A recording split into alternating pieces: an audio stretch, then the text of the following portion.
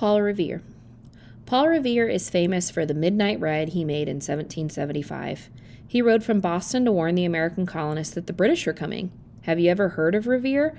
Paul Revere was born in Boston, Massachusetts in 1735. As a young boy, he apprenticed for his father as a goldsmith. Sadly, Paul's father died when he was 19 years old. This left Paul in charge of the family business when he was still a teenager. He also took on work as an engraver and a dentist.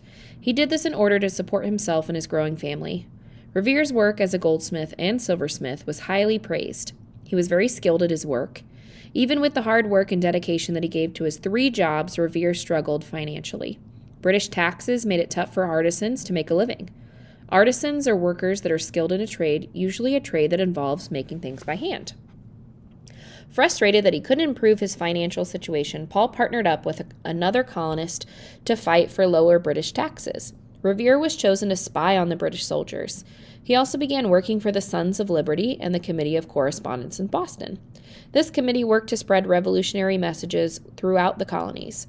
Revere also took part in the famous Boston Tea Party. This was a night when American revolutionaries dumped 3 ships' worth of British tea into Boston Harbor.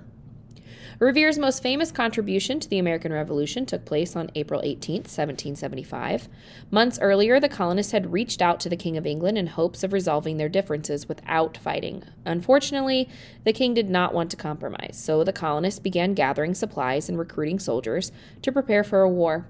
Lexington, Massachusetts was one of the main locations where the colonists stored supplies and weapons. When the British found out what the colonists were doing, they planned an attack on Lexington. Late on the night of April 18th, Revere rode on horseback from Boston to Lexington, warning each Patriot house as he passed that the British were coming.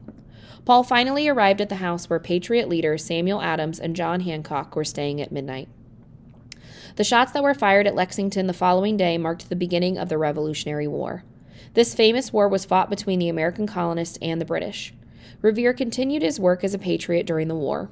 He supported the revolutionary cause by producing gunpowder and cannons for the Continental Army.